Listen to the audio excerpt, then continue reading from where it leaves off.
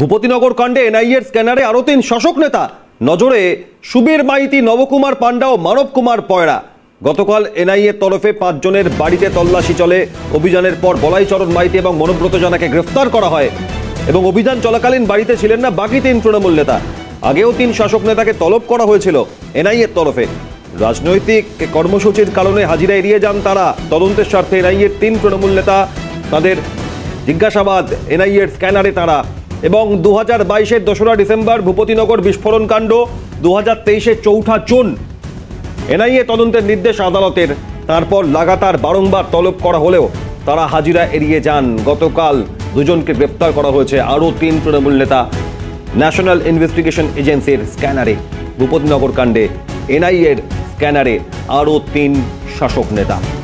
সব মিলিয়ে ভূপতিনগর বিস্ফোরণের ঘটনায় 3 জনের মৃত্যু। সেই ঘটনায় এনআইএ তদন্ত আদালতের নির্দেশে এবং সেই তদন্ত ভার পাওয়ার পর এনআইএ বারংবার তলব করলেও হাজিরা এড়িয়ে যান অভিযুক্ত তৃণমূল নেতারা। আর এবার 2 জনকে গতকাল গ্রেফতারের পর আরও 3 জন এনআইএর স্ক্যানারে। সুবীর মাইতি, নবকুমার পান্ডা, মানব কুমার পায়রা, এই 3 জনের ভূপতিনগর বিস্ফোরণের ঘটনায় কি যোগ তা খতিয়ে দেখছেন তদন্তকারীরা। বিস্তারিত আরো জানবো, সরাসরি শুভজিৎ প্রতিনিধি রয়েছেন। শুভজিৎ, এনআইএর হাতে ইতিমধ্যেই 2 জন গ্রেফতার, তাদের 5 দিনের এনআইএ হেফাজত হয়েছে, আরো 3 শাসক নেতা তারা স্ক্যানারে। সব মিলিয়ে ভূপতিনগর বিস্ফোরণের সঙ্গে এদের কি যোগের সূত্র পেয়েছেন তদন্তকারীরা?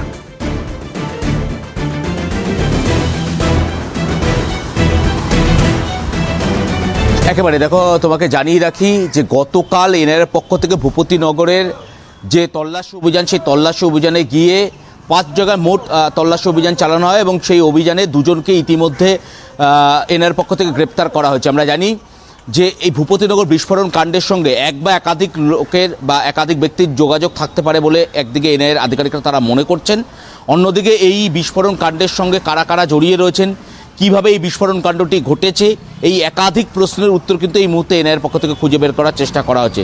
আর ঠিক সেই জায়গা থেকে দাঁড়িয়ে গতকাল ভূপতিনগরে 5 জনের বাড়িতে মূলত তল্লাশি অভিযান চালানো হয়। তোমাকে জানিয়ে রাখি যে ইতিমধ্যে বলাইচরণ মাইতি এবং মনোব্রত জানা, এই 2 জনকে গ্রেপ্তার করা হয়েছে। 2 জনের বাড়িতে তল্লাশি অভিযান চলাকালীন বিশৃঙ্খল পরিস্থিতি তৈরি হয় এবং তার পরবর্তীতে এনআইএর আধিকারিকদের উপর হামলার ঘটনা ঘটে এবং পরবর্তীতে এই 2 জনকে গ্রেপ্তার করা গেলেও এখনও পর্যন্ত কিন্তু 3 জন তৃণমূল কংগ্রেসের নেতা, নবকুমার পান্ডা, সুবীর মাইতি এবং মানব কুমার পয়রা, এই 3 জনকে ইতিমধ্যে এনআইএর পক্ষ থেকে নোটিশ করা হয়েছিল। গত সপ্তাহে 2 বার তাদেরকে সমন করা হয়, কিন্তু তারা আসতে পারছেন না। তাদের আইনজীবীর মারফত জানিয়ে দিয়েছিলেন যে তারা এই মুহূর্তে রাজনৈতিক কাজে ব্যস্ত রয়েছেন, যে কারণে তারা আসতে পারছেন না।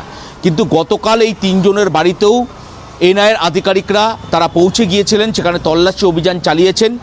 কিন্তু সেখানে তাদেরকে, এই 3 জন ব্যক্তিকে না পেলেও সেখানে তল্লাশি অভিযান চলাকালীন যে বিশৃঙ্খল পরিস্থিতি তৈরি হয়, পরবর্তীতে তাদেরকে বেরিয়ে চলে আসতে হয় এনআইএ কর্তাদেরকে। কিন্তু এই মুহূর্তে এই 3 জনকে একদিকে যেরকম আতশকাচের নিচে রেখেছেন এনআইএ কর্তারা, অন্যদিকে এনআইএ কর্তারা তারা মনে করছেন যে মনোব্রত জানা বা বলাইচরণ মাইতি, এদের যে ইনভলভমেন্ট রয়েছে বা যে কথা এনআইএর পক্ষ থেকে বলা হচ্ছে যে এরা দেশি বোমা তৈরি করতেন এবং সন্ত্রাসের কাজে সেগুলোকে ব্যবহার করতেন, সেক্ষেত্রে বাকি এই 3 জনের ভূমিকাও কি একই রকমভাবে দেখছেন এনআইএ কর্তারা?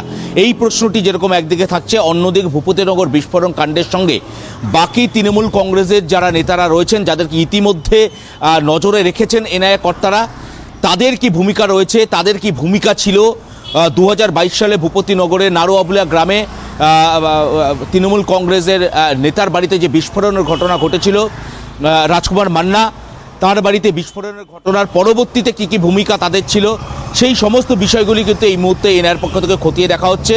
এবং এনআইএ সূত্রে খবর যে এই 3 তৃণমূল কংগ্রেস নেতাকেও কিন্তু এই মুহূর্তে র্যাডারে রাখা হয়েছে, অর্থাৎ আতশকাচের নিচে রেখেছেন এনআইএ কর্তারা এবং আগামী দিনে তাদেরকেও কিন্তু জিজ্ঞাসাবাদ করা হতে পারে।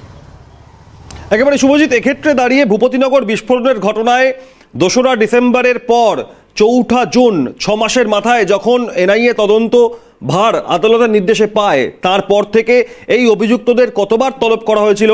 তদন্ত প্রক্রিয়ায় গতকাল এই 2 অভিযুক্তকে গ্রেফতারির আগে এনআইএ তদন্ত প্রক্রিয়ায় কি তথ্যসূত্র তারা হাতে পেয়ে এই তদন্তকে এগিয়ে নিয়ে যাওয়ার চেষ্টা করছেন, এ বিষয়ে কিছু জানা যাচ্ছে?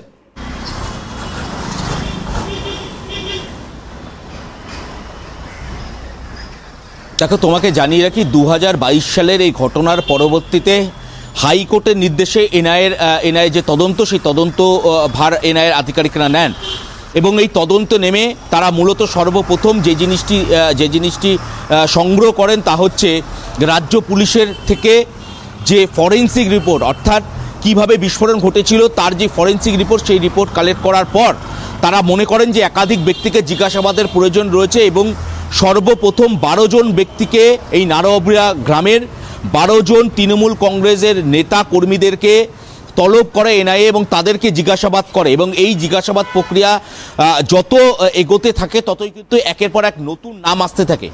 পরবর্তীতে দেখা যায় যে এই 12 জনকে জিজ্ঞাসাবাদ করে বা তাদের জবানবন্দি নেওয়ার পর একাধিক ব্যক্তির নাম সামনে আসে এবং সেই নাম ধরেই মূলত জিজ্ঞাসাবাদ চালিয়ে যাচ্ছেন এনআইএ কর্তারা। এর আগে এনআইএর পক্ষ থেকে একাধিক ব্যক্তিকে তলব করা হয়েছে।